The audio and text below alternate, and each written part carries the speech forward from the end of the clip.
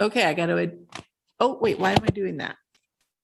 I'm going to put the admitting the waiting room. Okay. Thanks for your patience, everybody. I'm Casey Toomay, serve as an assistant city manager here. I'm filling in for Jasmine Moore this evening. So bear with me as I am not as good as running the Zoom, but I'll try to muddle through here tonight. So this is our Sustainability Advisory Board meeting. And Chair, I don't know if you want to call us to order and then I have some announcements, or do you want to do my announcements first? We'll do announcements first. Okay. Hold on one second. Got somebody else to admit. Okay. Thank you, Chair. My name's Casey Toomay, and I will be facilitating the Zoom portion of the meeting. This meeting is being recorded and broadcast on the city's YouTube channel and public access cable channel 25. During the meeting, please mute yourself by clicking on the microphone icon found on the lower left-hand side of the Zoom menu next to the video icon. When you are muted, a red line will appear over the icon. Muting your microphone during the meeting will make it easier for everyone to hear. When you are ready to speak, remember to unmute yourself. If you are participating by phone, you can press *6 to unmute your phone. Each time you speak, please remember to state your name and title for the benefit of those listening remotely. In the menu, you can also turn your camera on or off by clicking the video icon. We request that board members please keep your video on during the meeting if possible. Members of the public can turn their camera off until they are ready to give public comment. All motions will need to be stated clearly. After a motion is made and seconded, the chair will call on board members individually to provide their votes. We have several people who have expressed interest in providing public comment on one or more items. When we get to public comment, Chair, if you would check in with me to see if there is anyone on Zoom who would like to speak. I want to again remind everyone to please mute yourself while you're not speaking. And now I'll turn the meeting back over to our chair. Good evening, everybody. It's 5:39 p.m. I would like to call a Sustainability Advisory Board meeting open. I forgot the term. My mind went blank. Call to order. Okay. So we heard about the hybrid meeting procedures. So we need to approve the minutes from the August 2021 Sustainability Advisory Board meeting. Has everybody had a chance to go through those, review those, and have any edits or things that need to be changed for that? Is that the September meeting minutes that we need to approve? Yes, you are right. September. I was looking at the wrong ones. No, it says on here August or September. Okay. Well, the September meeting minutes.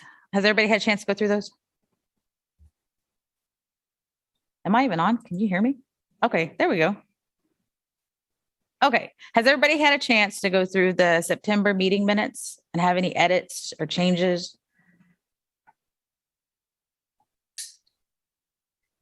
This is Kate Johnson. I move we accept as provided. Steve Cramer, I second that. Okay, so we have a first and a second. We have a vote. I don't know how I can see everybody to call on everybody. Let me see if I can do this. Okay, so a motion on the floor to approve the minutes from September meeting. Kay Johnson? Yes. Yes. Stephen Cramer? Correct. Is that a yes? Yes. Okay. Sarah Chenoweth? Yes. Ben Sikes? Yes. Okay. Kira? Yes. Okay. And did I forget anybody? Deb? Is Deb? Stan Rasmussen? Oh, Stan Rasmussen. Okay. Stan? Yes. Yes. And this is Allison Kuntz, and yes. Okay. Is Deb Ford on? Deb Ford is on too. Okay. Deb, what is your vote? Deb Ford. Deb Ford, yes. Okay. And I vote yes to approve those. So the meeting minutes from September have been approved. Okay. On to the next thing. So tonight, we are looking at, where's the meeting agenda? Here we go. Okay. So we're looking at the next one for administration purposes. We have terms expiring for December 2021 are Stephen Cramer, Sarah Chenoweth, and Kay Johnson, eligible for reappointment. And then Kira McPherson, oh, she was reappointed. Okay, so we have, and I think that current opening was filled by Stephen Cramer last time. I think I missed the last meeting, so. Yeah, I think it was Stephen. Okay. You're correct. Okay, so maybe I'm, okay. So we do have terms expiring. Are you guys aware of that? And you can get reappointed. This is Kay Johnson. I applied today for reappointment. Okay. Stephen and Sarah, are you aware of that? I am aware. Okay, good deal. All right. So on the table this evening is we are going to relook at our draft ordinance of the single-use plastic bag. The Sustainability Advisory Board presented recommendations to the City Commission in 2019 regarding single-use plastic bags. City Commission directed staff to develop an ordinance based on the recommendations that SAB presented. The COVID-19 pandemic created uncertainty about moving forward with an ordinance, and the item was moved to the future agenda items section of the City Commission agenda in 2020 and 2021. Sustainability Advisory Board expressed interest in revisiting the recommendation and will discuss if they would like to modify the original recommendation before the City Commission considers adopting the draft ordinance. And on the agenda, we were provided all of the past documents that that discuss what was done. And I remember being on these conversations when we were discussing this before. We had a lot of concerns that we had to work through and discuss. And I think a lot of that was presented in some of that past information. But there was a lot of, there wasn't a unanimous support for this draft ordinance. And so I want to know if everybody has gone through the documents. If we want to look at whether or not we want to change any of the language, we should discuss this and then get public comment and feedback and then decide if we want to move forward with this draft ordinance as is written. I also want to advise that looking at language, like an ordinance is something that can be enforced. And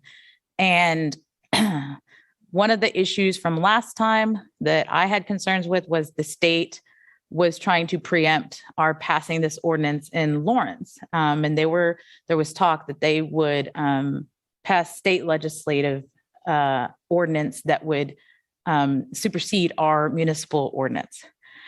So in that sense, I think, and I've mentioned this before, it's talking about potentially like a goal, like we did with the renewable energy, having a goal of banning single-use plastic bags. And basically what that would do is discourage the use of single-use plastic bags rather than having an ordinance that that's enforceable with a fee or without a fee.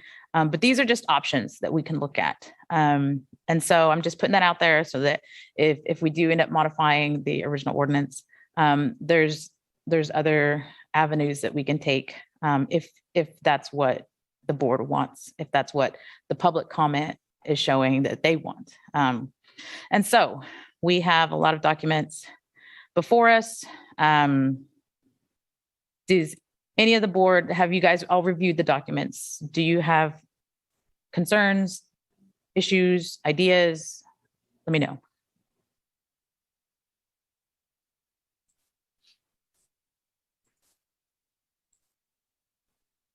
I have a number of notes that might be worthwhile going through just briefly. I'm not sure I wanted to be first, but I will go ahead and state some of my review of this. I've come from a number of different points. One of them is in my past career for about 30 years, I was in consumer product development. During that time, I took 2 different companies to become Sustainability Company of the Year for Walmart. During that time, we obviously did quite a few things of sustainability enhancement. The most prolific one was to reduce packaging, both reusable packaging, repurposed packaging, and of course, size. One of the things we learned, though, is that when it comes to consumers voting with their money, they typically wouldn't spend a nickel more for sustainability. It's not something that people voluntarily spend a lot of time on. And when it comes down to parting with their money, they love the idea, but they typically wouldn't spend a nickel more. So when it comes down to trying to discourage the use of single-use bags, I think there is an obstacle to overcome there. A second viewpoint I have is I actually lived in Seattle when this was enacted and put into force. The impact upon the general consumer when we got rid of single-use bags was not very significant. I mean, there was not a lot of public uproar. Part of that probably due to a significant amount of education prior to any of this happening. But it was a fairly seamless transition, and in Redmond, they still allowed paper sacks.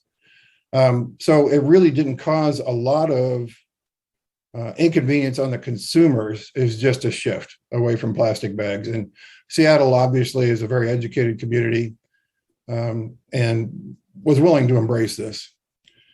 My third viewpoint is I own J&S Coffee at 6th and Wakarusa. And the impact on me as a small business owner, there are versions of this ordinance that were discussed that would have some impact. I would have to basically create a SKU of the sacks and then charge for them separately, which is not a huge undertaking for me and for most people with a POS cash register system. In a case where you're at the farmer's market or something like that, we're talking about a significant number of changes they would have to make. So this is not easy for a small business owner necessarily. And then finally, as somebody who has studied sustainability for quite a long time, I do believe that single-use plastic sacks are an issue. They're a major issue.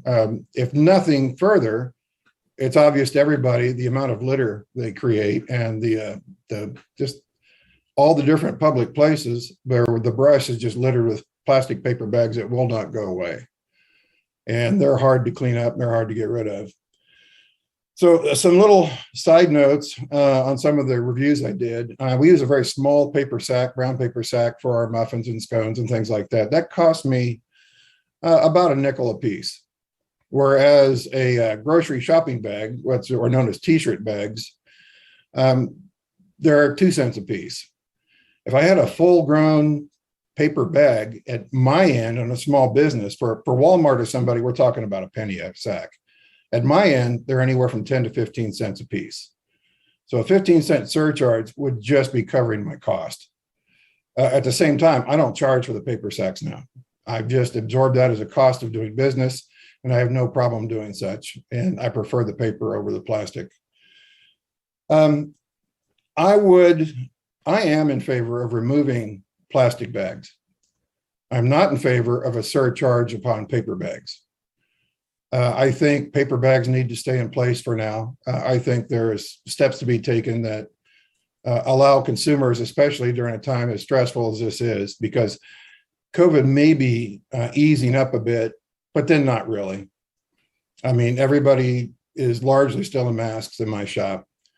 The people that aren't are sitting at a table. There are people that don't wear masks a lot. My baristas at this point, given our current status, I don't require them to wear a mask at this point. We did up until a week ago. But overall, I would be in favor of removing single-use plastic, but I do want to keep brown paper. The surcharge itself, I would rather see just absorbed in the cost of business. If we did not sell those, then I think we would have a hard time keeping records. You're not going to get records from a business without a surcharge. If they have a POS, point of sale, cash register, it's easy to provide those records back to the city.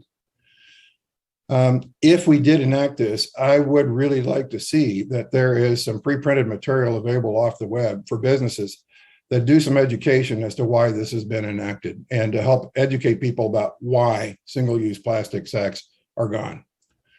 But I think it's not a move that will be a great hardship. The surcharge, I think, adds a degree of penalty. And in this case, I definitely agree with Stan. I think it becomes almost a tax. And I feel like that is something that right now people really don't need, at least for a while longer, until things start settling back into routine, because we're nowhere near that. I think we also have to recognize that there are a number of products, of which paper is somewhat in jeopardy, of supply chain being broken. And I think that's one of the things we have to be very careful about in this time where the supply chain is so uncertain. I can tell you plastic cups, single-use plastic cups, were completely out of production nationwide for almost 2 months. And we just received our first shipment back today. And the last one was late July. I think this is a very real threat to this particular legislation or this particular ordinance right now. And I think it's something we should consider. The timing is such that this may be a very difficult time to start changing up things. So for what it's worth, I am in favor of losing single-use bags entirely. I don't think the consumers will do it on their own. The cost impact to a lot of small businesses is not insignificant. It does add some money, but it's not enough for me to cause a lot of concern to my P&L. I would be in favor of continuing with that. I think the biggest thing right now is understanding, do we really need those numbers? That surcharge is important for the record. And it would help in further education later, but I don't know if it's justified in light of the situation we're in right now. So that's where I stand. That's really good feedback. And I appreciate your feedback, both as a small business owner and a Lawrence citizen and somebody who's come from a city that transition has already been made. So I think that's really interesting feedback. So thank you for sharing that and welcome. Sorry I didn't get to meet you before, Stephen. So anybody else want to add in and propose recommendations for change or supporting the ordinance as written? This is Ben Sikes, SAB board member. I just want to follow on a couple of things that Stephen said there, which I think are really solid. I really appreciate as well all those different perspectives to think about it. One of the features that seemed to come up a few times in discussion previously about this was about equity and about how this is going to affect lower income people, particularly below the poverty line. And I want to understand, which I didn't get from all of these information. It seemed to me that the original recommendations and research around the surcharge, that a portion of that was meant to actually offset equity issues, particularly to provide education and often provide reusable bags to people that couldn't afford it otherwise. I think there's a lot of opportunity in reusable bags, including at places like the farmers market or to people that are coming in town, and we could give them a Lawrence bag or something like that. But what I'm trying to understand is how the surcharge went from, being a potential mechanism to help any kind of equity issues that would be generated because of this, to simply all of it goes to the small business owner. The entire fee is going to them. And it sounds like from what Stephen said that they need that much to offset the cost of these changes necessarily, but that there's no portion of any kind of fee that would help to offset the equity. So I don't know if anybody has any background on that or how that changed, but I would love to hear more about that.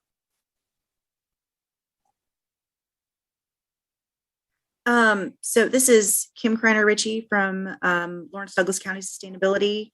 I can offer a little bit on that, and please jump in, former board members, if you recall this as well. Was that there was some question about the capacity and staff time it would take to enforce and run those programs in terms of collecting fees and then turning them into community programs, et cetera. And so then the having the businesses absorb them was less of a a capacity issue. It was taking care of getting the plastic bags out of, or lessening the plastic bags in rotation, but not creating an immense program that needed a lot of management. This is Kay Johnson, Sustainability Advisory Board member. I recall that the legal department of the city had a problem with the fee as being a tax. And if the money went back to the city, that it would be considered a tax. If the money went back to the business, it would not be considered a tax. And the city doesn't have the authority at this moment to be able to put in on a tax.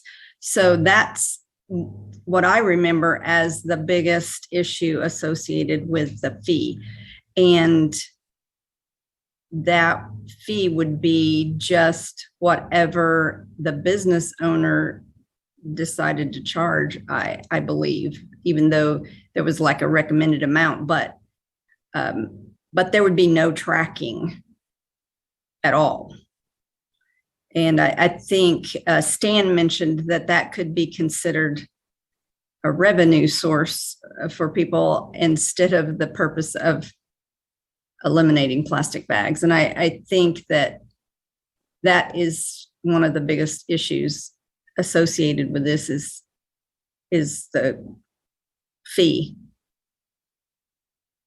One quick question, looking at the ordinance itself, it does say for each single-use disposable bag provided by an established consumer, they would be required to collect 15 cents per bag. Now, again, I don't know how we enforce that, but the ordinance does read 15 cents per bag. It's not discretionary. So evidently there's at least a cap on it. But I don't know that there was any mechanism to monitor it. That's my understanding as well, Kay, that the enforcement piece was not there. It has developed, but there's opportunity for you guys to revisit this if you wish. If I could do a quick sidebar, there is a editorial correction that Stan had mentioned already, and it's on the definition of reusable bag. It says must be at least 4 millimeters in thickness. That should be 4 mils. And I think that's fairly important correction to get. And clearly from the intention, it was supposed to be 4 mils. So I think that's just an editorial correction that needs to be put in place. Okay, we'll write Big it. difference between those two. Yeah.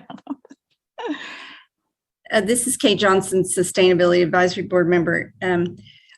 I'm very concerned that we did not have an education program to put forth before the folks in our community, including the businesses. There's lots of good reason to remove the plastic from the commerce, but I for number one, don't believe it's right now. But number two, it seems that there are issues that have come up because of COVID, not the least of the equity issue, but also the supply chain issue. I did speak to the Dillon's headquarter folks in Hutchinson today and asked them about their recycling, their plastic bag recycling program.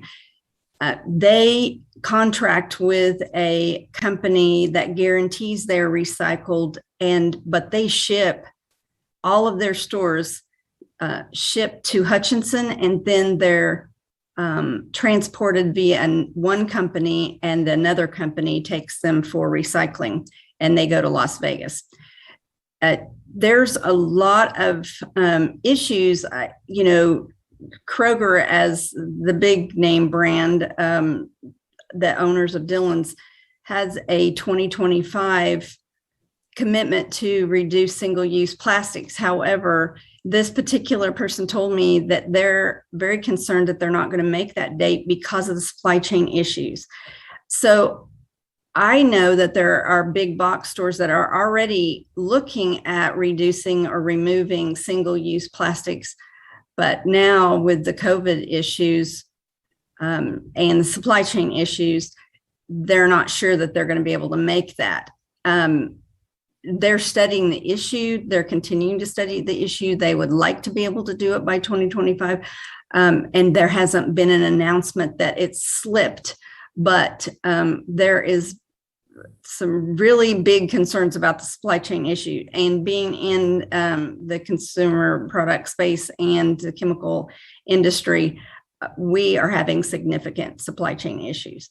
So that's another consideration beyond some of the things that Stan has mentioned, which I think was a very good list of things. And I don't know if Stan has the capacity where he's at to talk about that, but I know others would probably like to speak as well. But I just wanted to let you know that I did speak to Dillon's. They are actively recycling their bags. Other big box stores probably are too, but she says they guarantee that it is their bags.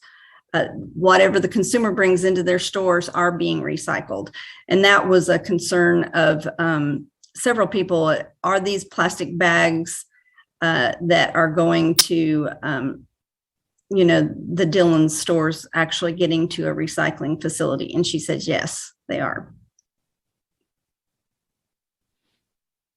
Thank you, Kay. I appreciate that. This is Maka Kwa, Sustainability Advisory Board Chair.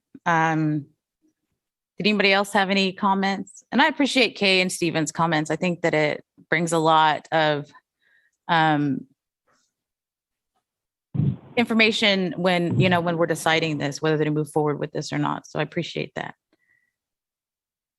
Hi, this is Sarah Chenoweth, Sustainability Advisory Board member. I really just sort of want to say that I agree with absolutely everything that everybody has said so far. And like Stephen, I want a plastic bag ban, but I'm just not sure that this one is it right now. And I the sort of thought that I'll add is that we, in some of the documents that we got were some studies that looked at different ways to structure this, but I was sort of disappointed that there hadn't been a larger range of options studies. For example, there were no incentive structures that seemed to be presented in any of that. And I would also be interested in seeing kind of a structure that maybe, like Stephen was saying, kind of put some of the responsibility on the businesses rather than the consumers. So I just wonder if maybe before an outright ban, if we could look at, well, what are some more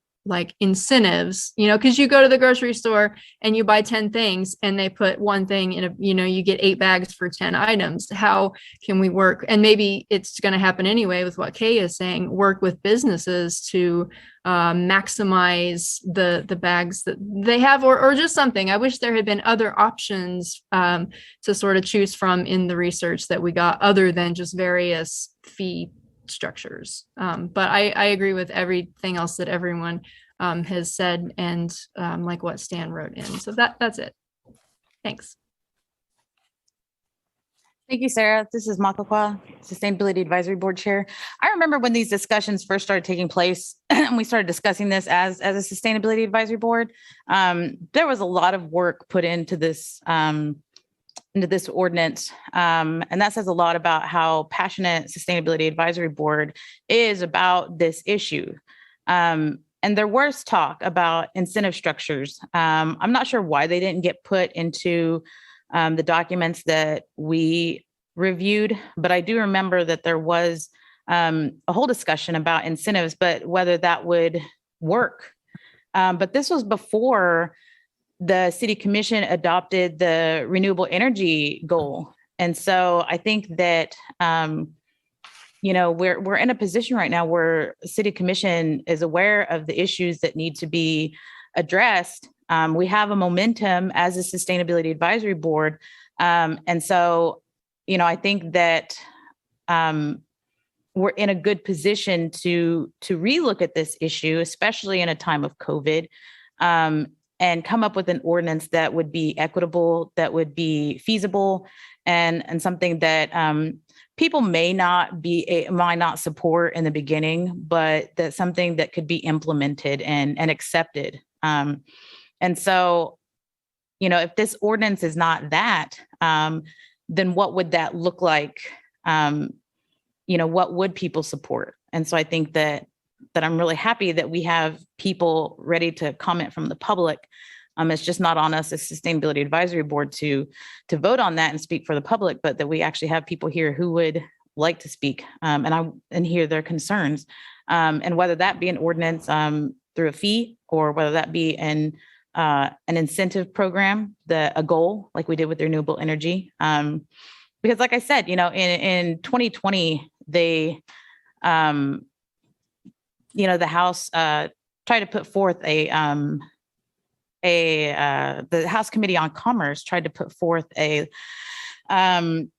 bill that a municipality shall not enact or enforce any ordinance, resolution, regulation, charge, fee, or tax relating to the use by stores or food service establishments, or the provision to their customers of single-use plastic carryout bags, paper carryout bags, single-use plastic stirrers, single-use plastic straws, expanded polystyrene food service products, or any single-use plastic product. Now, that bill did die in the House in May 2020. It didn't get one vote by the House, but it has been re-brought up to the 2021 legislative session, which if we, chances are if we move forward with this ordinance, it's going to be on the House legislative agenda in 2022, I would assume. So there is a possibility that they would preempt this, our ordinance. So keeping that in mind too, I think that's an important thing that we should consider as well. But does anybody else have any concerns or before we open it up for public comment? This is Stan Rasmussen. Can you hear me? Yes, we can.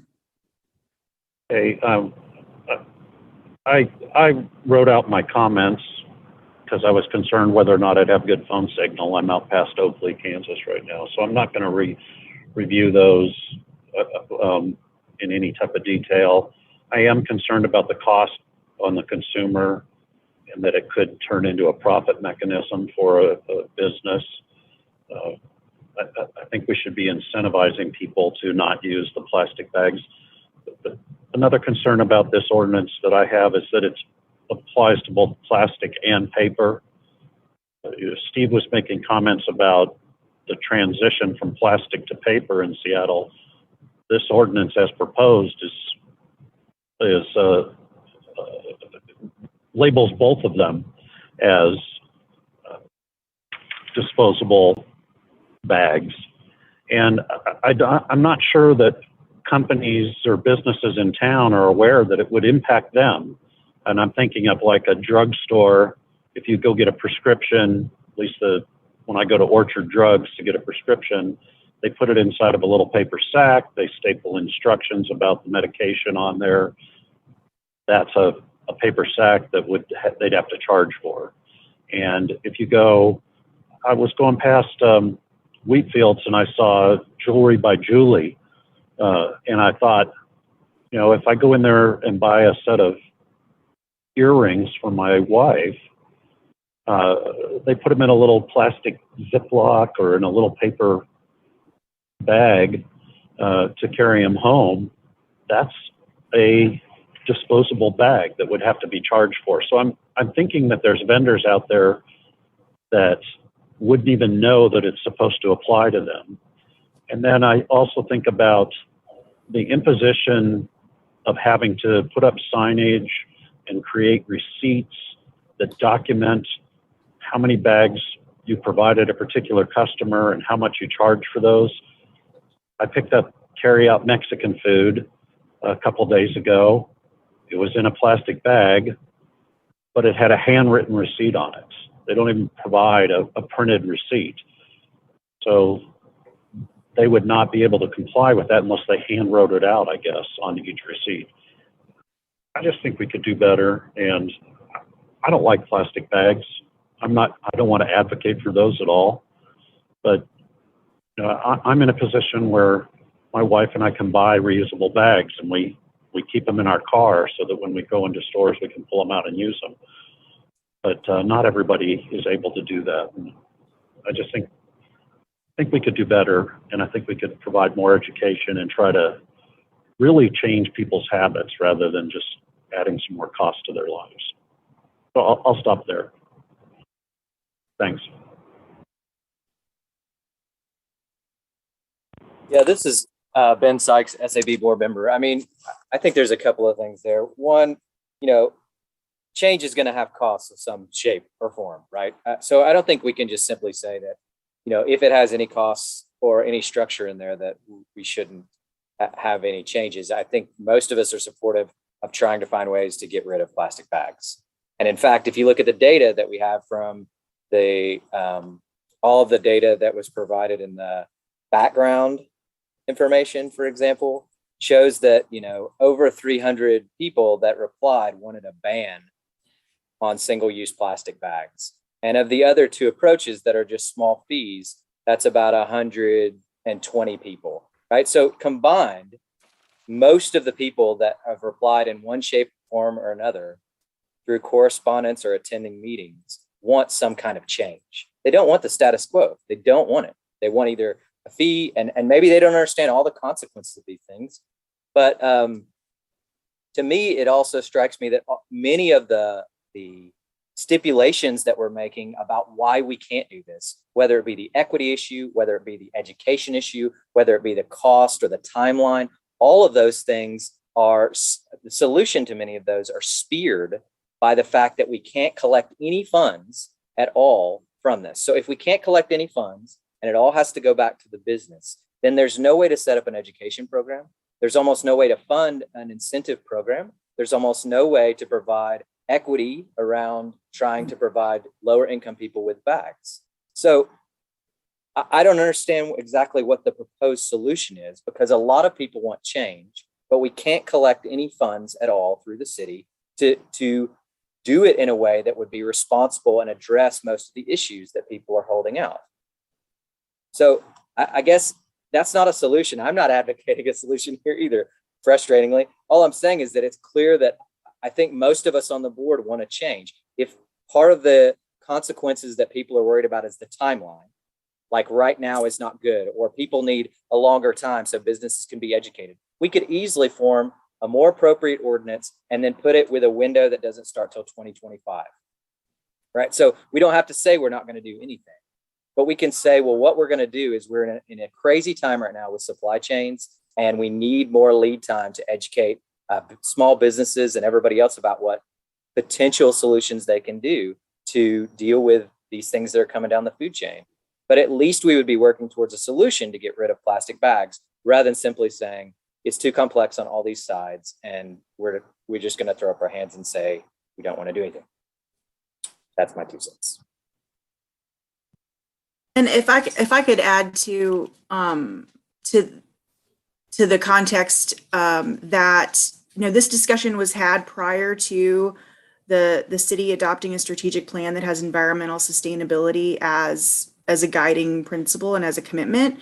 And so if you were to decide as a body to look at it again, you would have that guiding, at least that alignment with other city strategies in figuring out how to move this forward.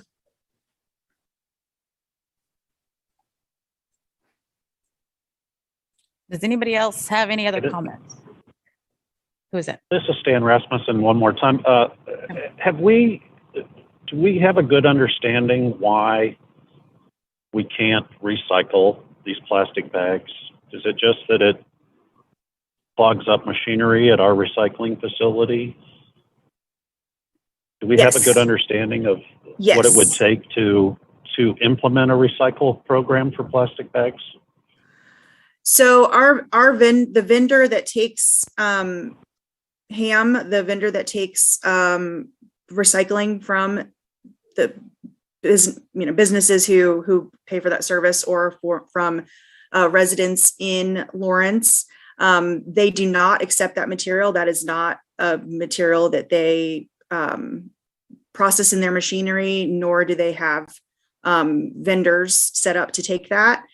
Sorry, this is Kim Kreiner Ritchie, Lawrence Douglas County Sustainability. Apologies.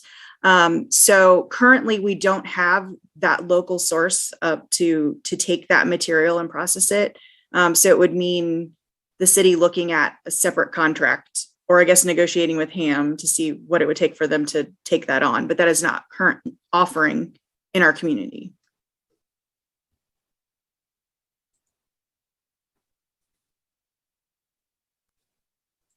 This is Kay Johnson. Oh, go ahead, Stan. I was just going to say, yeah, I understand that it's not currently offered, but do we know, has anybody talked to HAM about what it would cost to do that? Or I just didn't know if we had that information. I didn't see that anywhere. This is Kay Johnson, Sustainability Advisory Board member. I believe that we would have to do source separation because they cannot commingle that plastic bag with their other recyclables because it does clog up their equipment. If we went to some sort of recycling program, it would probably be similar to what Dillon's is doing. It was what my company was doing. We had a separate container that we asked people in the lunchroom to just put their plastic bags in, and then we drove it to Dillon's. Yeah, I mean, that's what we've been doing. You know, I had enough questions for my own company. Well, are they really recycling it? But they have such large volumes that they can send it on a train, you know, to wherever they're recycling. So that makes a huge difference. And most of the regional recyclers don't have the capability to source separate plastic bags out of the regular waste stream. I would also add just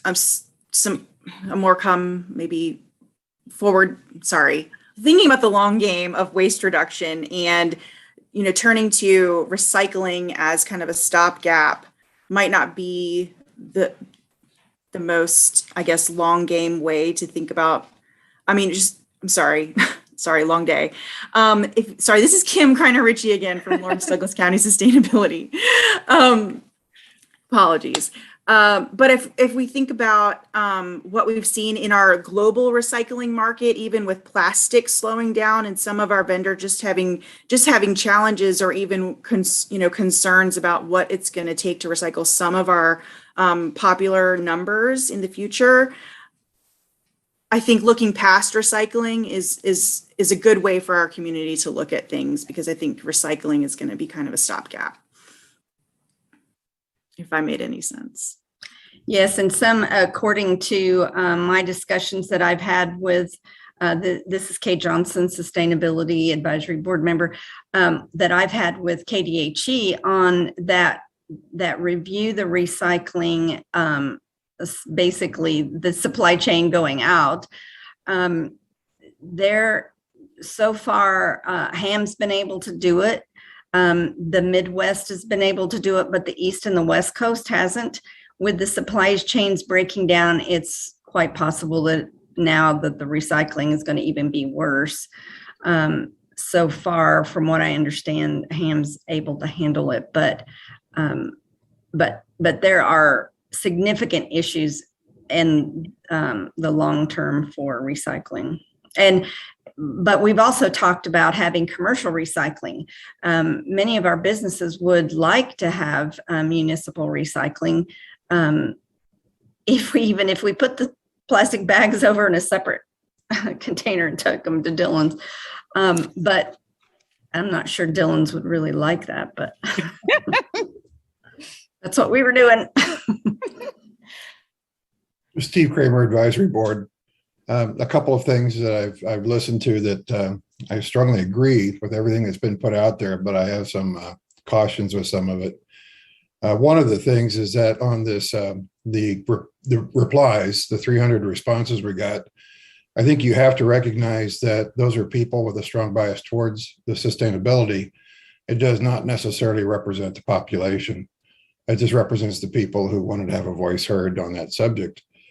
I think people overall with recycling of grocery bags, I have serious doubts that 90% of the population would really recycle those bags. I think they're still going to end up everywhere we see them, and with all the detriments to it.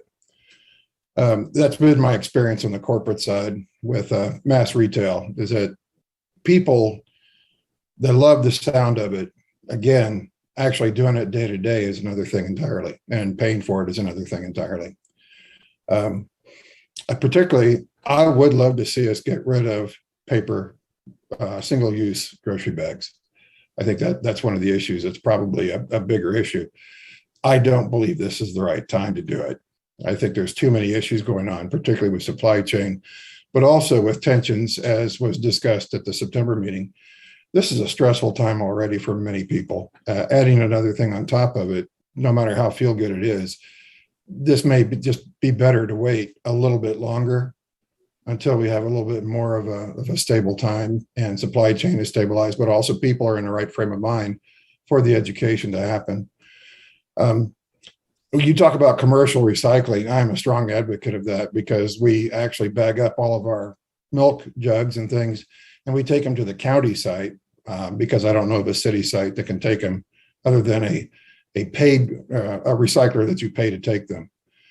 That's something I think would have a lot more reach, because I think there's a lot of commercial businesses with an awful lot of recyclable materials. And some of those, I think, have a very strong possibility of making contributions. Recycling could work later on. Right now, the supply chain for recycling, I think, is also endangered. I think it's just timing is bad. I don't want to lose this. I would like to see single-use bags go away, but maybe not right now. And in the meantime, paper sacks are a good alternative to me for right now. There's a lot less impact on that. And I may be speaking from ignorance, but I don't think so. Getting people educated, getting them into stride, learning that single-use bags can go away without a big impact on their life. Small businesses like me, we can absorb things like this, because I can tell you right now, all of my costs are skyrocketing. Plastic reusable cups went from $48 a case to $161 a case now that they're back and available. Wow. There's a lot of burdens on small businesses right now. Again, this is not the time to hit the small businesses with this either. Again, I'm all in favor of getting rid of the single-use bags. It's just not right now. And I'm also not in favor of adding a lot of extra accounting, red tape, and everything else on people, including small business owners. I'd rather absorb the cost in a way. And if we can do an incentive, such as we do with our reusable cups, we give a 10% discount if you bring in your own cup. I think there are incentive programs that we could put to use on this. For bags, might be a little difficult trying to tell people you're going to give them a nickel back because they didn't use a bag, because a lot of people don't use the bags now. Groceries are a different matter. Shopping bags from Target, they're a different matter. That's just my viewpoints. This is Kira McPherson, Sustainability Board Vice Chair. I agree with most everything everybody has said. The timing is not great. I feel like we all, like as a country, have really, well, as a world, have really hit a really exhausted, burned out state. And the supply issue, it's undeniable. It's a real issue. I want to make sure, though, when we're talking about this, that we do not overly focus on plastic recycling, because that's just greenwashing. Plastic is a petrochemical byproduct, and we need to be getting away from that. So when we keep talking about recycling plastic, we're just doing the PR for petrochemical companies, and they don't need us to do their PR. Also, Dillon's has a lot of good intentions that sound great on paper, but I can tell you, as somebody who has worked there, what actually happens behind the scenes are, it's not the same thing. And especially right now with like staffing problems and customer issues, a lot of things are not getting done that are supposed to be getting done. Also, there are some recycling plants where they say they recycle, but in reality, they burn the plastic bags because they're just so difficult to deal with. So we need to, I think, really focus on the plastic bags as a pollution issue, not as a viable. I think for real, when we talk about recycling plastic, it's just not a scientifically sustainable conversation or defensible.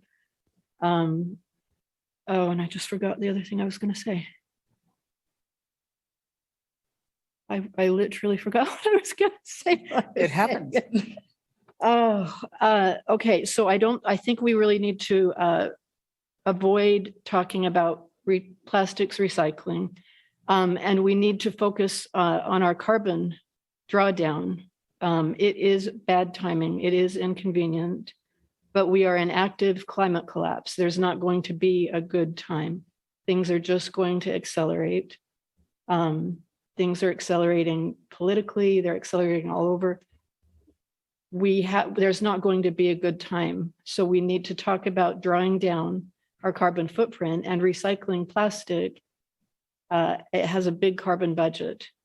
So that's all I wanted to say. I really just want to hear what the public has to say. I feel like there's going to be some good comments from them. So that's all I'll say. So now I think that everybody on the board has had an opportunity to express their opinions, concerns, issues. And I want to be able to make comments, not feeling like I'm the chair or that it should have more weight than anybody else's. I just want to offer some middle ground, I guess. It doesn't have to be bag with a fee, ban black bags, ordinance type thing. And that's why I mentioned what I did at the beginning. And I think I mentioned this a couple of meetings ago as well.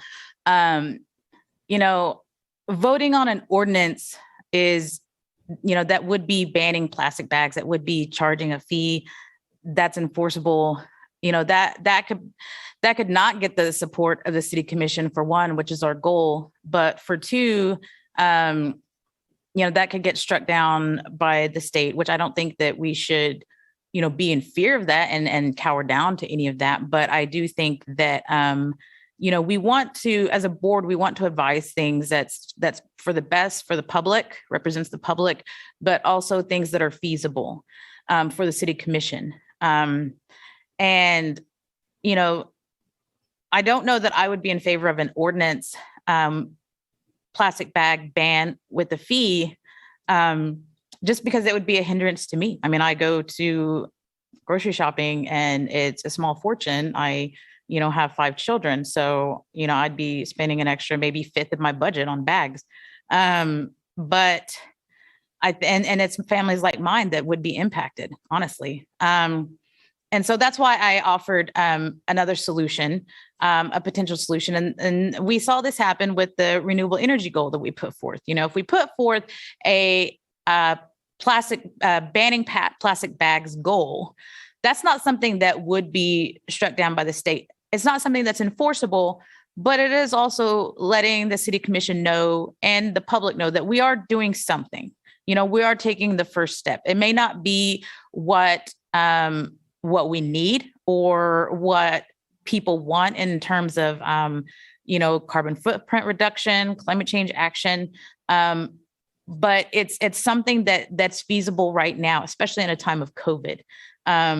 But we could put a date on it, that we are suggesting to city commission, we're advising city commission to vote on this plastic bag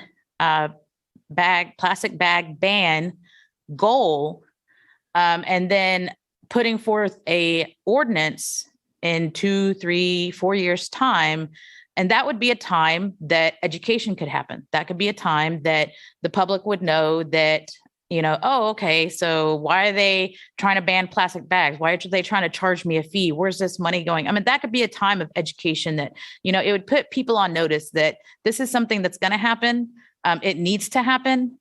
We have the support for it to happen. But it's not something that has to happen right away. We're giving time for the public to get on board. Does that make sense? And so I think that, there is a lot of education that needs to take place. I also think that something needs to happen and that we as a board need to advise something. And so there's kind of a middle ground, and it may not be as strong as what some people want or think that we need at this time, but it is something, and it's something feasible. And I'm just thinking, politically, that what can be supported and what can be voted on. We could vote on this ordinance and have it, not supported by city commission, and it could get kicked back to us and we work on it again, and that type of thing. Or we can, think about possible alternatives now that we as a board can all support, first of all, and then, submit to city commission to vote on that we know that they should support. So that's just my 2 cents. I think it worked well with the renewable energy goal. We saw that people started taking action after we set a goal for the city of Lawrence, which is not enforceable. We saw people starting to take action, and I think that says a lot about, the Lawrence community, that when we set goals like this that are lofty and heavy, people will still, move towards that in the right direction. Maybe that's positive thinking, optimism, but we saw it happen with the new renewable energy goal. And so I think that that's the same route that we could take with this single-use plastic bag ordinance, but that's just my 2 cents. So I think that I don't know exactly what we need to do next, but we do need to hear from the public. So anybody have any information? So do we need to put forth the ordinance? Do we just open it up to public comment? Chair, this is Deborah Ford with the SAB. I haven't spoken yet, but I agree with everything that's been said, and it seems like we're leaning towards perhaps taking this back into a committee. I don't know if we have a plastics committee, but I'd be willing to work on that, to revise, maybe do a little bit more research with things that are brought up from our committee board members, as well as what we hear from the community today. But I think we need to step back and, as you're saying, Makakwata, look at the language and maybe do a little bit more research at the goals and incentivize. They could be more successful and also have some time for our economy and our community to get back on its feet. Thank you, Deb. I appreciate it. So yes, I think it's time that we open it up to public comment. And I will remind the public there 3 minutes, please, for each comment. It seems like we have a lot of people, I think, that want to speak publicly on this issue. So hopefully you can make your comments concise. So Chair, this is Casey Toomey, Assistant City Manager. I'd be happy to call the names of folks. If people on the Zoom call, I see several of you have raised your hand using the Zoom function. If there are others of you that want to turn your cameras on and just raise your hand, I can look for that too. I'll just call your name, and then you'll need to unmute yourself and you can give your public comment. Yes, that'd be great. Also turn your camera on too if you have your hand raised on Zoom. Perfect. Thank you. We'll start with Chris Flowers. Hi, this is Chris Flowers. And one thing right now I've got to say is businesses shouldn't get to keep the money. Basically, are they just going to start upselling bags, Like if they get 15 cents for a bag, and here's another thing, like some of these grocery stores are doing pickup. Let's say you say, okay, I'll go ahead and accept bags. Are they going to start giving out more bags than they would have because they're going to get more money now? I think businesses are going to be able to exploit this. I don't know if they will. I do see a possibility there. And also I think delivery should be exempt. Like where I work, I'm a delivery driver and we use paper bags. Like, how are we going to give the customers the food if we're not supposed to use bags? Are we saying that we would prefer the customer to get in their car and drive down there and pick up the food? I mean, that's going to be using up more gas. Like, I think it'd be more environmental friendly just to order delivery, because then as a driver, I can pick, I can do like 3 or 4 deliveries at once, and that's more environmentally friendly than all 4 of them come in to pick up the food. So I don't think this bag fee should be applied to like deliveries.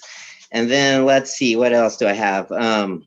Also, I don't think, I know it's good intentions, but part of it bugs me that the people on food stamps will be exempt, because really, I think if you're going to exempt people, it should be people who don't have kids, because like we are the solution to the problem. Like people not having kids, that's going to do more than people eliminating bags. Like people with kids, I mean, like just because you're poor, if we give them a reusable bag ahead of time, how come they can't be expected to remember it? Like if everyone else is, I think they should at least be able to. And I mean, I know I understand about the equity and the poor situation, but at what point are they going to be incented?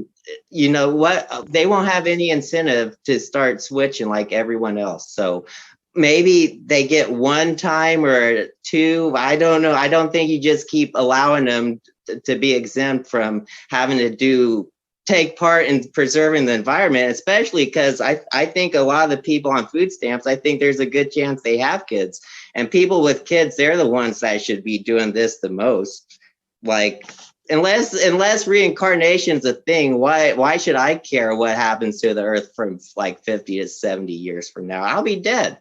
So that's just some of my thoughts. And also there is, I don't think right now is a good time, because where I worked, we almost ran out of paper bags, and we have run out of straws, but I would prefer just an outright ban on plastic bags, like maybe a year from now when the supplies has gotten more steady. So thank you.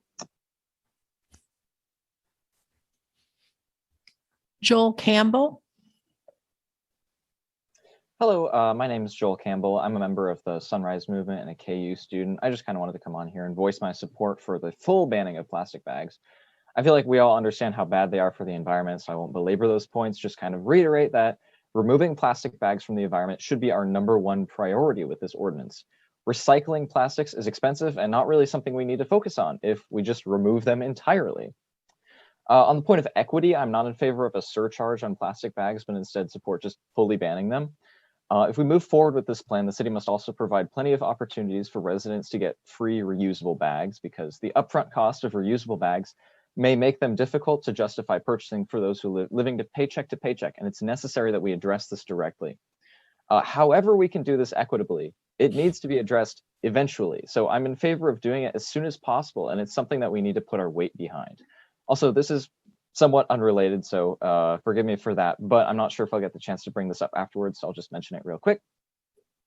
Sunrise recently had a meeting with the city manager where he talked about franchise fees on utilities, which is something that I hadn't heard about before. And basically it's like a utility will pay a certain amount, or I think it's the customer will pay a certain amount percentage-wise, and this number, or percentage-wise based on which kind of utility it is. And this number used to be lower for like fossil fuels and oil and gas, but was recently brought back up to equal the rest of like every other kind of utility.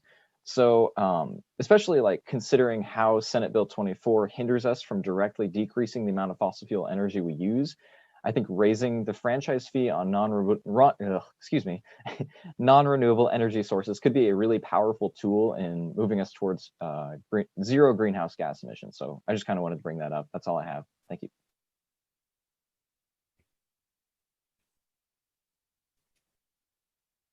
Let's see. Next is Mark. I don't see a last name.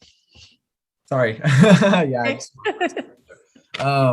Yeah. I'm kind of with Joel on just banning plastic too. I don't know if there necessarily needs to be a surcharge. I was just out in Eugene, Oregon for the entire summer living out there, and they have a plastic bag ordinance, but to my knowledge, they didn't charge. It was just banned. And I have family members who lived in Austin, Texas, and similar, they didn't charge a tax. There's just literally no plastic bags in the grocery stores. So there's really no option to use plastic. So I'd be in favor of something like that. I think just because of the equity issue, like I don't think consumers or, low income persons or houseless people should have to pay extra to use plastic. So I'd be in favor of just a ban of it with no tax. I don't know if that's possible, maybe changing the language of the ordinance as it is. So that's kind of on that front in terms of the surcharge. And I think someone brought it up earlier on your board, but I think banning plastic bags would definitely be in line with the commitments made to environmental sustainability and the strategic plan. And I know like everything we want to do at the city level, y'all are trying to relate back to that. So that would be another, I think, argument for it is you already made those commitments. And I think a decision to ban plastic would fall in line with that. When it happens, I don't know. I'm not going to pretend to know the best time. And I've heard a lot about the supply chain and I'm not going to pretend to know everything about it. So it was nice getting like business viewpoints on how it would affect them. So I don't know what the best time would be for it, but I would definitely be for the city banning plastic, but not necessarily a tax. And someone brought up a really good point though, like, is there ever really going to be a good time with how fast things are accelerating? And yeah, I guess we all know the environmental, I guess, viewpoints on why it shouldn't happen, but it doesn't take much. Just after a storm, like look where the plastic bags are stuck at, they're in the trees, they're in the wetlands, they're in the rivers. So it doesn't take much to just look around and see how plastic really is everywhere, left and right. And really in a lot of our green spaces, a lot of our open spaces. So I think banning plastic bags would be really good for the environment, but I don't know when the right time would be. Yeah. Terry Wilkie.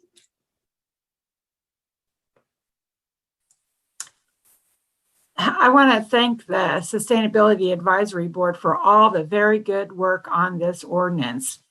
And I brought it to the Sustainability Advisory Board in 2015.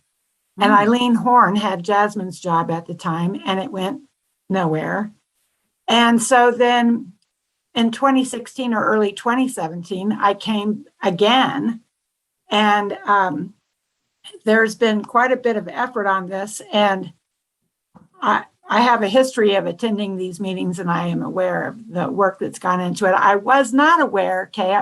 I read the final ordinance and I'm like, oh no, I thought we were going to have a fund for people who couldn't afford a bag or, to help clean up the environment, take the money and use it for environmental cleanup. And I didn't know the tax part. So that makes good sense to me now. My comment to you tonight was going to be, we wanted this written with no charge. I mean, not for the retailer to not receive the income, but if it's a tax issue, that always was active. I advocate that the Sustainability Advisory Board adopt this ordinance and give it to the City Commission to kick it around the same way that you all will do. It is in itself an incentive to carry your own bag.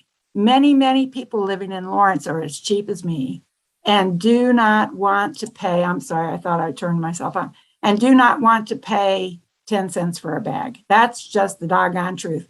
And they will carry their bags and reuse their bags, reuse the plastic bags they have. And this is an incentive ordinance. It is not a ban, okay? If you don't care, if you found yourself at the retailer without a bag, then good, it's equitable. You can pay for a bag. And I do commend you. Thank you. Thank you all very much. I hope you adopt it. Don Hawkins.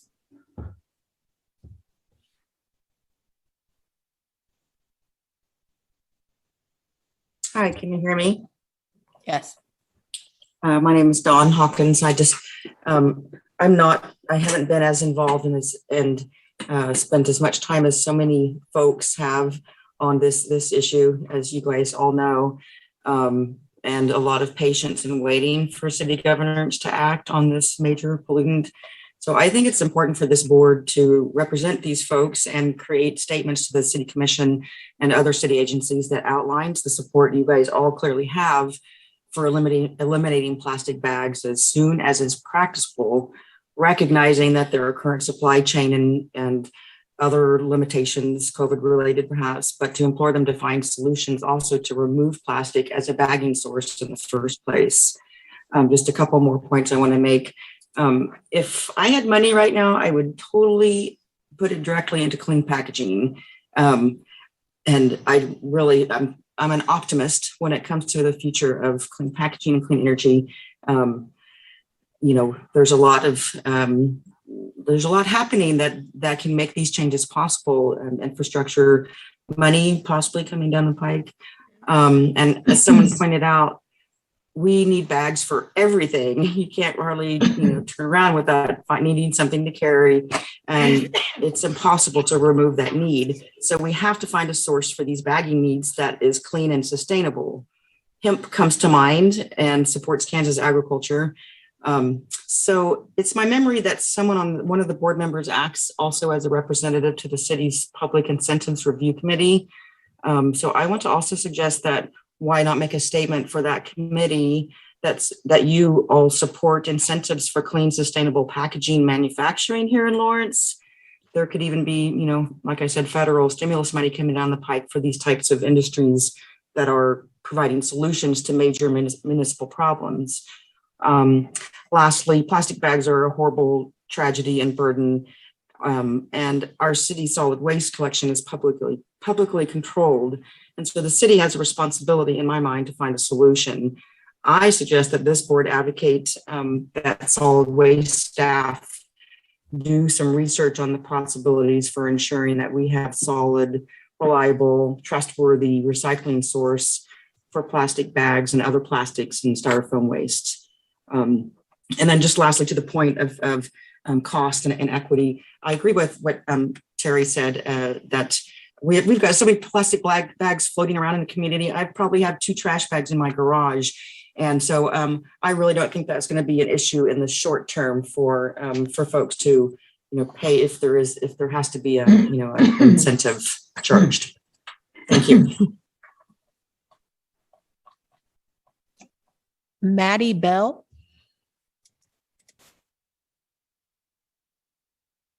Hi, I'm Maddie. I'm also a member of the Sunrise Movement. I'm also in support of a complete ban of plastic bags. I think taxing them is kind of punishing the consumer for a production problem, and it also doesn't get rid of it. There's enforcement issues have been talked about previously, and I think that it sucks to punish poor people for not having money in order to get bags. And like, as has been brought up, we need bags. We don't necessarily need plastic bags, especially because, as we know, like grocery plastic bags rip and tear pretty easily. So that's why they're single use. I also know that they're an issue not just in town, but like in fields, cows are eating them. So doing an ordinance that actually gets rid of them instead of trying to incentivize or like de-incentivize people from using them is preferable to me over, I already said it. But yeah, I think like taxing or doing a fee is not addressing the actual problem of the existence of these bags, and doing that is putting the weight on the consumer when it's about production. And obviously, like, as a city, we can't control the production of plastic bags that a company is making. And I also get that like the Kansas state legislature is going to suck regarding this and try and stop it. But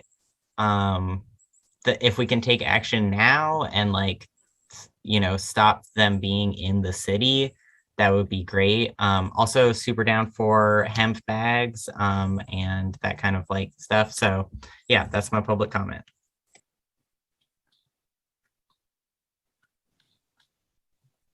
Karen Pagel Miners.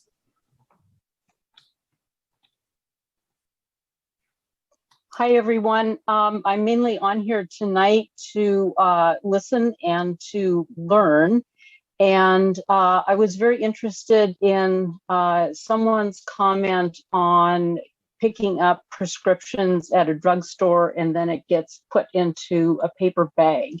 I used to have a German mother-in-law, and I just wanted to show the little pharmacy bag that you get in Germany. It's a little cloth cotton bag. I'm not sure how well you can see this, with a little health message on the front.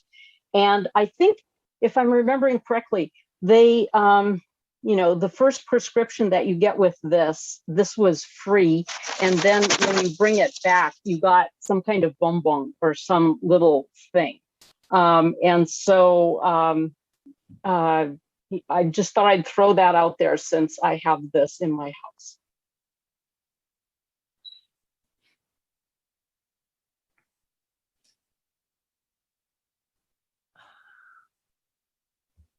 Don Hawkins. Sorry, I just didn't unraise my hand. Oh, okay. Sorry about that. I think that's everybody. Is there anybody else who wishes to give public comment? Hi, I'm Kathleen Harned. My camera does not work. Can you hear me? Yes. Okay. I went down to Parks and Recreation and the doors were all locked tonight. Wasn't the meeting supposed to be at Parks and Recreation? Oh, this is Casey Toomey. No, our meetings were here at City Hall. Oh, okay. I think the website says Parks and Recreation. Oh dear. Well, anyway, that's where I went and I caught on that it wasn't happening. So anyway, the purpose of my calling in is just to say that I'm very supportive that we have finally gotten to this place. I also don't think this is the end of the road, but it certainly is a great first step. I'm a member of Sustainability Action Network's board and also Sierra Club. I'm not speaking for Sierra Club, so keep that in mind. But I will say that there are a lot of people around the nation with Sierra Club who are having a great deal of success with their plastic bag ordinances. The banning of the bags was only helpful when they did a great deal of education ahead of time, or it was a very progressive community. The fees for the bags truly has shown to be very effective for encouraging people to bring their own bag. Sustainability Action Network did apply for a grant recently with the Elizabeth Schultz Fund because we would like to use funds to purchase reusable bags that we can then provide to 6 different nonprofit agencies that would distribute them to their clients or their members who are in need financially. So we felt that was a logical first step. If we want to reduce single-use plastic, we need to help people find a solution and start getting used to a new habit of bringing their own bag. So anyway, I wanted to let you know we're very supportive at Sustainability Action Network for this first step. So thank you very much. Is there anybody else who wishes to give public comment?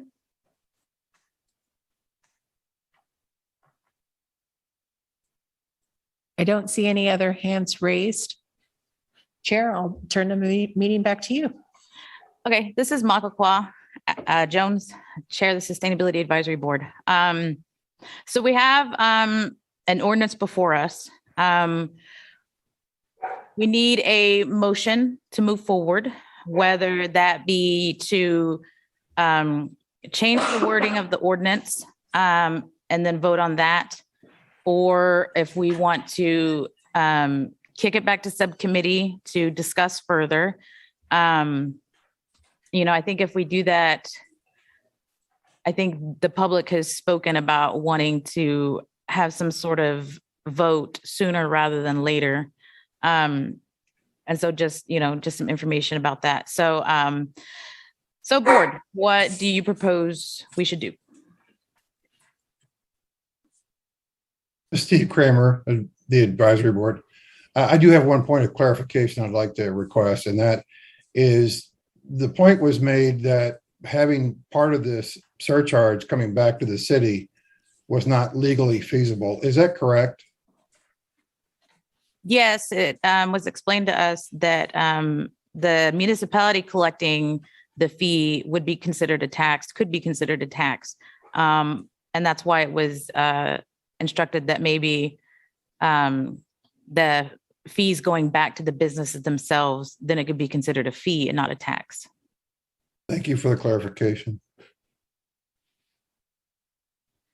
So, I mean, there's different ways that we could do this as a board. We could reword it and then vote on that on a straight out ban without a fee. We could, vote on the ordinance as it's written. We could go back to subcommittee and have them reword the language that they think that would be better suited to represent what we've just heard from the public. So we need a motion. This is Stan Rasmussen. I don't know that I'm going to make a motion, but Michael Kwa, I like your suggestion of the city, of giving the city commission a goal. I think there should be a deadline with it too. And what I've heard from most of the commenters is, and I think there's unanimous agreement that none of us want plastic bags, and we'd be all in favor of a ban on plastic bags. I think there's some reluctance to also do the same for paper bags, but this ordinance covers both plastic and paper bags. That's just another reason I'm not supportive of it. But I would be very supportive of us either recommending a plastic bag ban or making it a goal that the city try to ban single-use plastic bags by 2025, or what we think is feasible to allow for time for education of businesses and consumers in the community. But that'd be kind of the way I'd be interested in moving. This is Steve Cramer. I'd like to move that we send this back to subcommittee for reconsideration of a single-use plastic bag ban, reconsideration of the surcharge, and consideration for a goal date to be set, and then return back to the advisory board for consideration again. We have a motion. Do we have a second?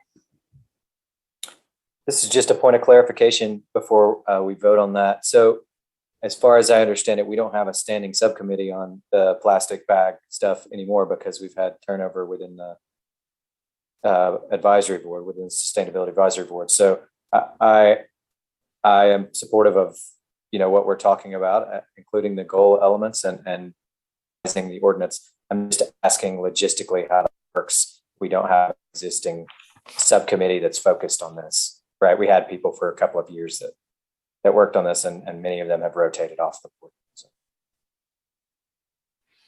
That's a good point. I'll amend my motion to include the creation of a subcommittee of 2 to 5 members. I'm not sure yet how to form that, but I would suggest volunteers from the Sustainability Advisory Board be considered by our chairperson.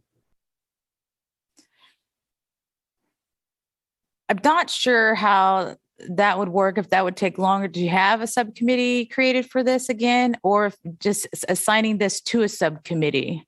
We do have standing subcommittees. I think this would, I think it'd be more efficient if we assign it to a subcommittee to look at, reword. But what do you guys think? Macaqua, I'm not sure what you're talking about as far as standing subcommittees. We have those that were identified as the strategic subcommittees that were reformed in, I believe, August. So there is a sustainability subcommittee that possibly, but I don't think we've met, but that possibly it could go to that one, I suppose. Well, a lot of people's talked about pollution and environmentally conscious environmental conservation. So it could fit under climate change subcommittee. It could fit under different other subcommittees, I was thinking. But however we want to be efficient about this. Steve, on your motion, sorry, go ahead, Stan. This is Stan Rasmussen. I'm new enough on the Sustainability Advisory Board. I don't even know how you get on a subcommittee. Are you assigned? Do you volunteer? No, you just volunteer. I don't even know how that works. Just volunteer. We have standing subcommittees and we have advisory board members that are leading those subcommittees. And so we all volunteered to lead subcommittees and then join other subcommittees that we wanted to participate in, but the subcommittees are also open to the public and volunteers around the public. And so it's our job as leading a subcommittee to make sure that the public knows when our meetings are, what's being discussed, and that sort. So we do have standing subcommittees. You can get on one, or you can we can go through the process of creating more subcommittees as we see fit. And so both of those are possibilities. So is there any procedure that, or do you just say, I'm on this subcommittee now? How does that That's work? pretty much it. You just say you're on it. You just let the board member. Any time of the year. Yeah, you just let the board member know ahead of time. Go ahead, Deb. And if you reach out to Jasmine, she can, and Steve, if you reach out to Jasmine, she can let you know what the subcommittees are and who's the chair on that, and how to approach them. We just have to make sure that we don't have over six people? Over five, on that yes. Subcommittee. Over five. So if you reach out to Jasmine, she can give you the list, and then who's the chair that you can reach out to join those breakout sessions. Makakwa, this is Kay again. Thank you. It seems to me that this particular topic might fit easily under the climate change subcommittee. But otherwise, I don't think it would fit with others. Thank you, Kay. That's kind of what I was thinking, and just based on what people are kind of couching it under their concerns. And so I think that's something that the climate change subcommittee should get active on, which is up to me. And so yeah, if we want to put this under climate change subcommittee, and we'll have meetings and try and write another ordinance that more reflects what the public is saying and address the concerns of the board as well. It would be an opportunity, Makakwa, for you to put it in a goal formation in a format that we feel like would be acceptable to the city commission. Perfect. Thanks, Kay. I'd So like to amend my motion I think, yeah, so direction. go ahead, Stephen. And my motion to send it back to the climate change subcommittee for reconsideration of the points discussed tonight, and then brought back to the Sustainability Advisory Board.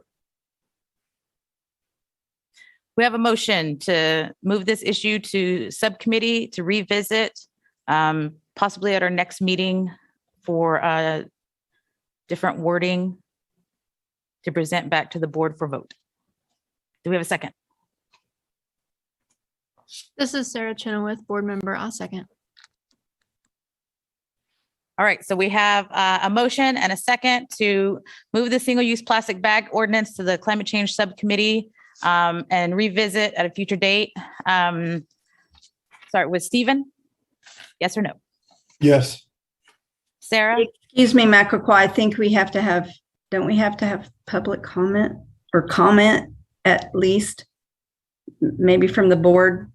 I think when you do a motion and then a second, then you need to open it up for comments. I don't think we have any comments, but it seems like you have to do that. This is Casey Toomey, Assistant City Manager. Since we already had public comment, that we've satisfied that requirement. So we're ready to the vote. But we do need a roll call vote. So Chair, you were Yes. on there. Okay, thank you for clarifying that, Casey. Yeah. Okay, so Stephen voted yes. Sarah? Yes. Kay? Yes. Yes. Kira?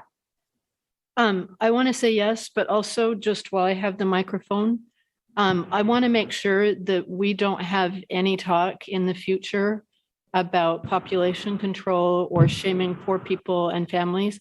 That's a form of eco-fascism, And we really need to make sure that that does not happen. We're not going to shame people for living in a country that has gone out of its way not to support parents and families and children. Again, that's eco-fascism, and we're not going to do that. But I vote yes. Thank you. Thank you, Kara. Ben? Yes. Yes, Ben. Deb? Yes. Yes. And Stan?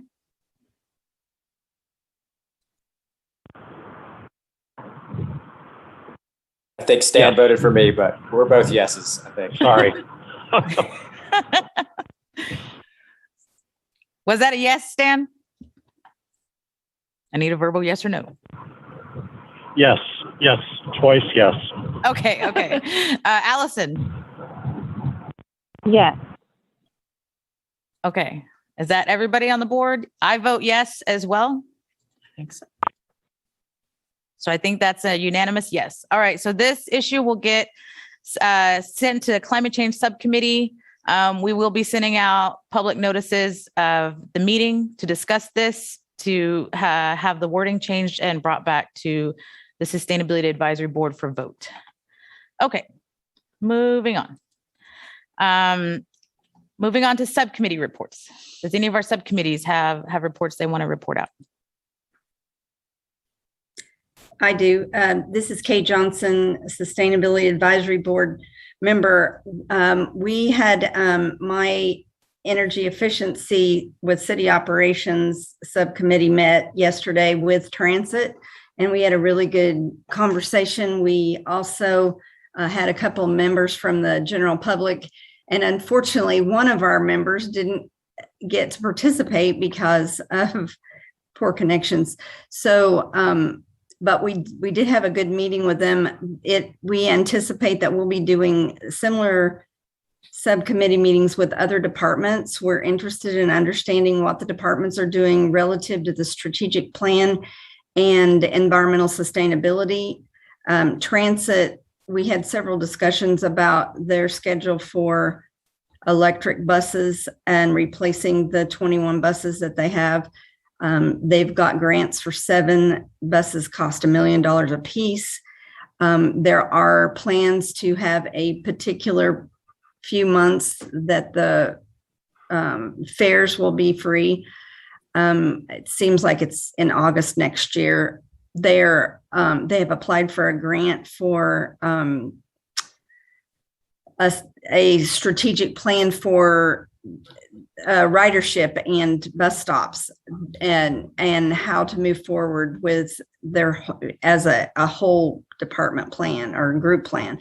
They haven't found out about that grant yet, but they are moving forward with a lot of different things. They do need help and support in additional locations in the downtown area. Evidently that did not go well for them not too long ago.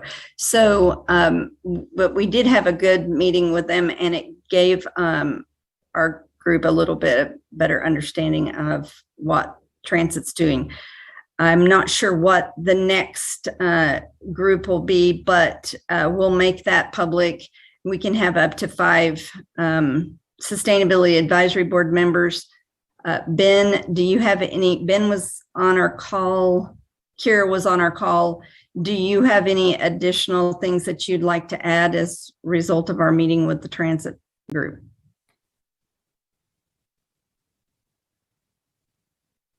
No.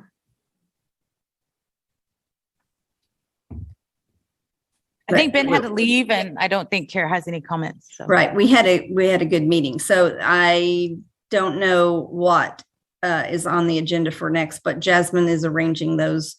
And we generally have been meeting on the 2nd Tuesday of the month. So the next time we have one scheduled, we'll let everybody know. Thank you, Kay. And thank you guys for doing all that work. Any other subcommittee reports? Are the subcommittee meeting times listed on the city website? I believe so. Kay, are the subcommittee meeting times listed on the website? How would people know that information? No, we announced it the last meeting, and then Jasmine sent an additional email out in advance, which I think was Friday. We're, like I said, we're probably going to be scheduled the second Tuesday of this coming month, but I'm not sure what group is going to speak to us. But we will make sure everybody gets an email. At least the Sustainability Advisory Board members will get that. And I'm not sure how Jasmine's informing the public.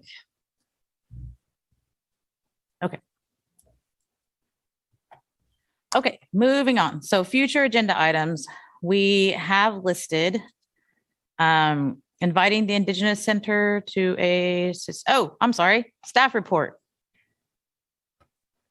My apologies. This is Casey Toomey, Assistant City Manager. Kim, I don't know if you want to deliver the staff report, or I'm happy to just give a quick shout out about the climate action plan. Yes, Casey, go ahead and okay. I can answer any questions or add any context if needed, but thank you. Thanks. This is Casey Toomey, Assistant City Manager. And my update would be that actually on October 19th, Jasmine is going to be attending our City Commission meeting to give a presentation about the Climate Action Plan. So I want to encourage all of you to tune into that meeting. And there is a link provided to the kind of landing page about the Climate Action Plan website. So you can click on that and find information about the work that's done so far, and kind of about the call to action and the timeline for what's planned and yet to come. So I'll stop my update there, and between me and Kim, maybe we can answer questions. I can add too that the survey that's there on the website, even before press release this week, or our more loud announcement about it, we had over 100 participants in the survey, even with our soft launch. So that's very encouraging that we're getting some good community feedback already in the process. Thank you guys. I appreciate that. And what was that date again for Jasmine to present that to the City Commission meeting? This is Casey Toomey, Assistant City Manager. It's Tuesday, October 19th. Okay. I think it's the next, I forget what day this is. I'm sorry. It's our next City Commission meeting. Okay. So next Tuesday then. Yes, thank you. 19th. Yeah. At what time? Those meetings start at 5:45, and then it'll be, wherever it falls on the agenda. I can't really give you a more specific time than that, but hopefully that helps. And I will say that the climate change and environmental sustainability is definitely on the mind of the City Commission. So now is a good time to attend that meeting. Thank you for that information. So our future agenda items are inviting Indigenous Center to a SAB meeting, federal infrastructure bill and advancing sustainability, role of SAB and strategic plan, City of Lawrence waste streams for residential and commercial customers, recycling, compost, and landfill. Hopefully that'll happen in January. So as most of you know, I'm running for City Commission. One of the things that we have brought up, that I have brought up, is that there's no measurable goals for sustainability in our strategic plan. And that's something that should be talked about, especially with the city manager. And so hopefully, that's something that we can push for sooner rather than later. Some measurable goals for the city, for the strategic plan, for the downtown plan, economic development plan. There's a lot of plans in place that I think need measurable goals for sustainability. So hopefully that's something that we can talk about in the near future. Any other comments on future agenda items? Anything we need to add? I do have a question, and that's I've got a particular interest, especially in light of the discussion tonight. Things all revolve around budgets and having money to fund projects. Kim, are you the right person for me to talk to about awareness of federal grants that are emerging and how I might be able to help research some of that? Yeah, certainly. I mean, our office, we try to keep our eyes on grants available and those that would be a good fit for goals that we have or initiatives. So I'd be happy to have that conversation. And I take it to contact you. Is that on our Sustainability Advisory Board website, or how do I get a hold of you to set up some time? I don't know if I'm on the Sustainability Advisory Board website, but I will drop my email in the chat here. This is Casey Toomey. I know Jasmine's contact information is out there on the website as the staff liaison, but I'm sure if you got it to Jasmine, she'll hand it over to Kim. Yes, absolutely. Yeah, either one of us can help with that conversation. Sounds great. Thank you.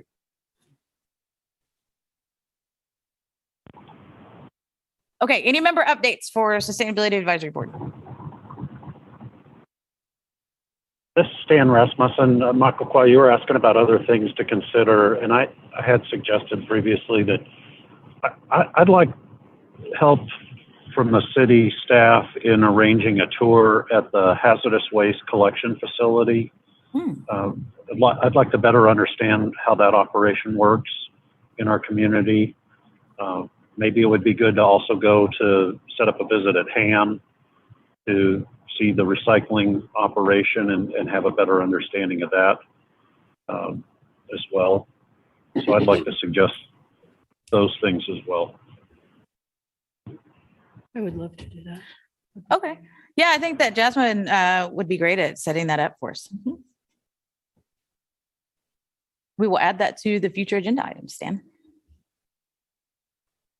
Okay, any member updates?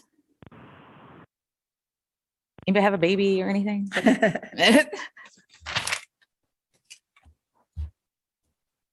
No, nothing? I could add to the idea of visiting some of our waste facilities that we'll be setting up a tour for the Food Policy Council of our compost facility to talk about the current pilot of incorporating food waste. We're doing an isolated pilot, taking food waste from Just Food and incorporating that into the yard waste facility, just testing the results of that, seeing how this small pilot goes. And we'll be setting up a tour of that in the near future. If any SAB members are interested in attending that tour, we'd be happy to have you along for the conversation. This is Makakwa. Thank you so much, Kim. I appreciate that. I know that there's a member of the public that I know that would love to attend that. So hopefully we can get that message out. Go ahead. I think somebody had another comment.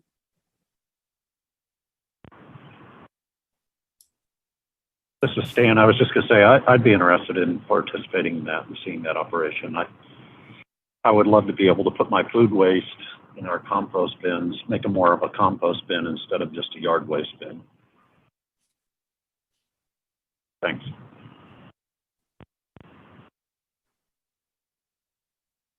All right. The only other member update is November 2nd is the election. So get out and vote, guys, people, please. Not November 3rd? No, it's November 2nd.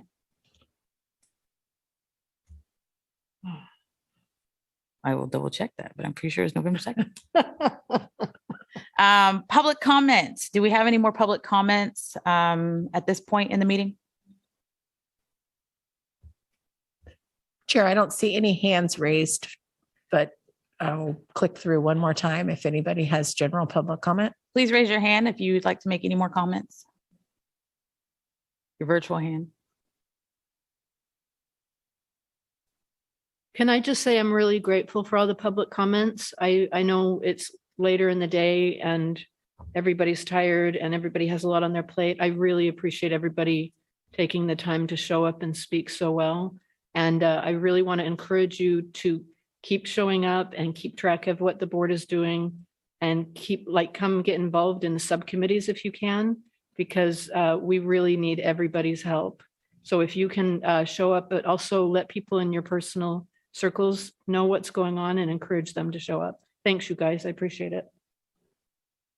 And I will let Jasmine know that hopefully we can get a hold of the people who showed up and I guess I hate to put the onus on you, but if you showed up and made a public comment, to contact Jasmine with your email address so we can send out when those subcommittee meetings are, and you can show up to that as well. I want to make it as easy as possible for people to attend that. So check out SAB's community Facebook page. We will do our best to let Sunrise Movement know. And if anybody else wants to contact Jasmine and be on that list, then please let us know so that we can include you. Hold us accountable, please. Okay, it is 7:21. With no other comments, no other member updates, no other board member issues to bring up, I will adjourn this meeting. Thank you, everybody. I appreciate it. Have a good evening. Bye.